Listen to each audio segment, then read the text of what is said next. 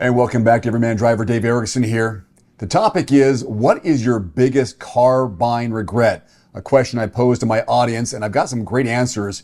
Brutal, honest, and totally relatable. We're talking bad loans, bad timing, rushed decisions, and some vehicles that just didn't live up to the hype. So in this video, I'm going to share some of those real stories from real people who have bought the wrong vehicle for the wrong reason at the wrong time, and what you can learn from their mistakes.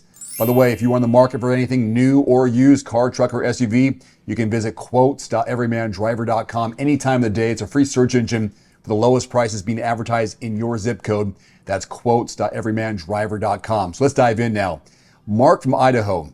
I bought a brand new truck, no money down. Dealer pitched a 96-month loan to make the payment look affordable. Big red flag here. I went for it. Now I'm 5 years in and still owe more than it's worth. I can't trade in, I can't sell it, I am stuck. Yeah, focusing on monthly payments is absolutely a trap. If it's the only way that you can afford a car is to finance it over 7 to 8 years, is probably the wrong vehicle for you. But you're not alone, Mark. Long loans are becoming the norm, sometimes up to 100 months, which is crazy. The real cost isn't the monthly number, of course, it's the freedom that you lose when you're upside down for years and you can't sell that vehicle. Leisha from Northern Illinois, my biggest regret is trading a paid-for car, an Acura RDX in this case. Nothing wrong with it, I just had to have something newer.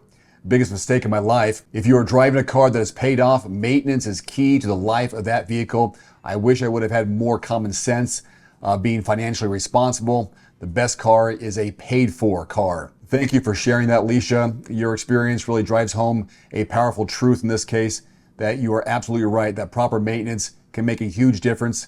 Some people underestimate the value of keeping a reliable vehicle instead of chasing that new car feeling. Your story is a great reminder, I think, that newer isn't always better. Andrew from Toronto, Canada, a 2015 Ford Focus hatchback. I was so excited for that vehicle, and I love the color scheme. Performance blue with the black pearl, had the ambient lighting on the inside, loved the way it looked. The car was a nightmare at 15,000 kilometers, the worst transmission I had ever had. I'll never buy a CVT again, and the way Ford handled it, knowing full well that those cars were a piece of junk. Ford has been blacklisted for me for life.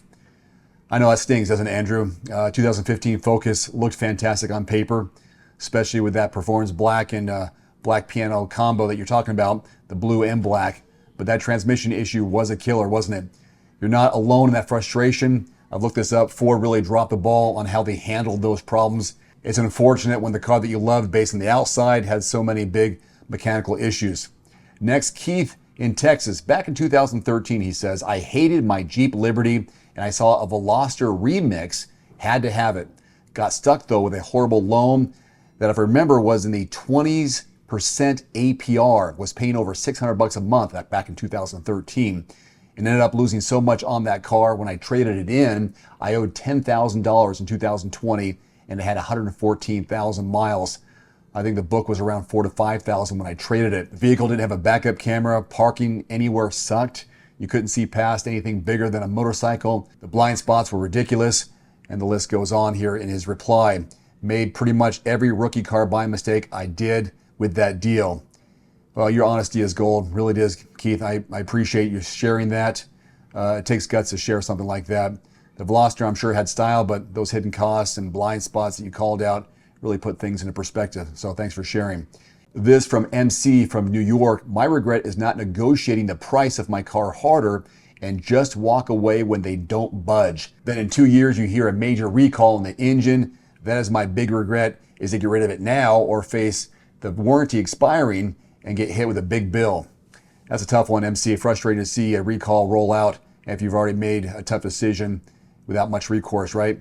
Negotiating can feel like a battle sometimes, but your story highlights why it's worth pushing harder or be willing to walk away. Michael from Chicago, my 2016 Jeep Grand Cherokee. I bought it in 2021, 143,000 miles on it, all highway supposedly. And now just 4 years later and 40,000 miles later, it needs an engine rebuild. That 3.6 Pentastar engine sucks and the oil cooler doesn't last long either. Yeah, 3.6 liter Pentastar with an engine rebuild after 40,000 miles is brutal. That engine's reputation has really taken a hit over time. And the highway miles, it's tough to validate that, isn't it? JRS from Orlando, Florida. I know a lot about business, including autos. You have to do your homework before you step onto a dealership lot. Even buying new, he says, it took me months to find a dealer without phony prep fees, processing fees, or ADM stickers. That doesn't even count trying to steal your trade at wholesale or below, or marking up the bank rate on a loan by 1 to 3%. No wonder a growing group of people want to abolish new car dealers and just buy direct from the factory, kind of like Tesla. I think you hit the nail on the head here, didn't you, JRS? The layers of markups and mystery fees. Some dealerships are just trying to sneak in. Outrageous. So doing your homework like you did, sharing your story is helpful.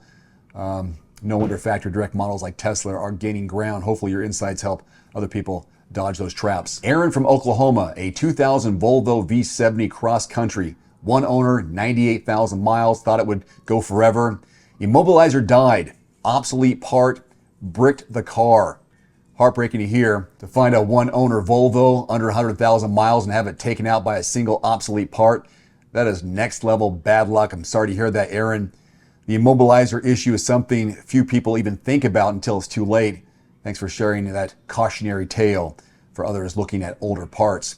Sean from Flint, Michigan. The biggest car regret is leasing the vehicle during a bad financial situation. I work about an hour away from work, but I have learned from the experience. I appreciate you being open about that, Sean. Leasing during a financial crunch, especially with a long commute, can really limit your flexibility, but it's clear that you've taken some lessons from this and grown from it. Latasha from Ohio. I grabbed a cheap SUV off Craigslist. Looked clean, drove okay, but 2 months later, the transmission started slipping. No warranty, no help. And about $2,000 later, I realized I got burned. I was just trying to save money, but it cost me way more than I expected. Yeah, cheap isn't always the smartest. Certified pre-owned vehicles offer inspections, protection, peace of mind. At minimum, pay for a pre-purchase inspection if you can. That's a used car trap, isn't it? I feel bad for you. Thank you for sharing, though. Jared in Arizona. I had a 3-year-old crossover. It was fine, but I got excited about the redesign and wanted the newer version of it. Didn't realize I still owed more than it was worth. They rolled that balance over into my new loan. They do that, don't they? Now I'm paying off 2 cars with 1 vehicle. Trading a car with negative equity just shifts the problem, doesn't it? Always check your payoff amount, market value before stepping foot in a dealership. That's a classic, isn't it? I understand the excitement can really cloud that math, and your dealership loves that. Always know your numbers going in. Dina in Washington, it happened fast. Finance guy was sliding papers across the desk, almost like a magician, right? And I was excited. Next thing I know, I agreed to $3,200 in extras, tire protection, paint, sealant, fabric coating, key replacement. I didn't even realize what I was saying yes to. So Addons is all about profit for them. Ask for an itemized breakdown and question everything before you sign, even if you don't understand it. I see it all the time. I hear about it all the time. The finance office is where great deals go to die. You make the deal with the salesman. Next thing you know, you sit down with a different person and you got $3,000, $4,000 more than you thought you were going to pay. Carlos in California. I always dreamed of owning a BMW. Found a used 3 Series for what felt like a great price. It looked amazing. But within a year, I was spending thousands of dollars in repairs, coolant leaks, warning lights, electronic issues. It became a money pit for me. Luxury badges come with luxury maintenance. Don't buy with your heart, buy with your brain. But again, a vehicle really is an emotional decision for a lot of people, I understand. Prestige doesn't guarantee peace of mind. Simply put, a lot of dream cars become nightmare budgets. So there you have it, some car buying regrets from real drivers, people like yourself out there. Different stories, same theme though. They didn't have the full picture when they signed the deal. Educate yourself ahead of time best you can. I understand we all get suckered at least once, maybe twice, maybe even more. If you're shopping now, slow down, ask some questions. You can always go to quotes.everymandriver.com to get a price quote in your area from a qualified dealership. It's all based on zip code there. Compare local pricing, see what other people are paying, and avoid going in blind. If you don't find what you're looking for in your zip code, real simple, change the zip code. Be willing to travel outside your area. It could be worth hundreds, possibly thousands of dollars in savings just by traveling to the next town to get a better deal on your next new or used car, truck, or SUV. There's also a link below to quotes.everymandriver.com. So what is your biggest car buying regret? Please share that in the comment section below. We'll keep the conversation going there. Your experience could help somebody else as well. If you like this video, give it a thumbs up, subscribe. I'm uploading new videos almost every day, have been every week since 2012. I appreciate your support. Adios. One final note, if you are in the market for a new vehicle soon, great. Connect with your local dealership and price and test drive at least 3 different vehicles. A vehicle's strengths and weaknesses can only be discovered when you are behind the wheel. My reviews can be good, but you need to test drive these yourself. Visit quotes.everymandriver.com, select the make, model, and your zip code, and you'll get invoice pricing in your area on those vehicles. Shop smarter with price quotes at quotes.everymandriver.com. Thanks for watching. Please click subscribe and give us a thumbs up. See you next time. Looking for a great at-home sauna at a great price? Get 5% off any indoor or outdoor sauna, cold plunge, or infrared sauna from Almost Heaven with my discount code DAVE, 5% off at checkout. For over 40 years, Almost Heaven saunas have been trusted as the top American home sauna manufacturer. Almost Heaven saunas deliver high-quality products and firmly stands behind the holistic benefits the sauna brings to your mind and your body. Again, get 5% off any order with my discount code DAVE, 5% off at almostheaven.com. There's also a direct link below this video.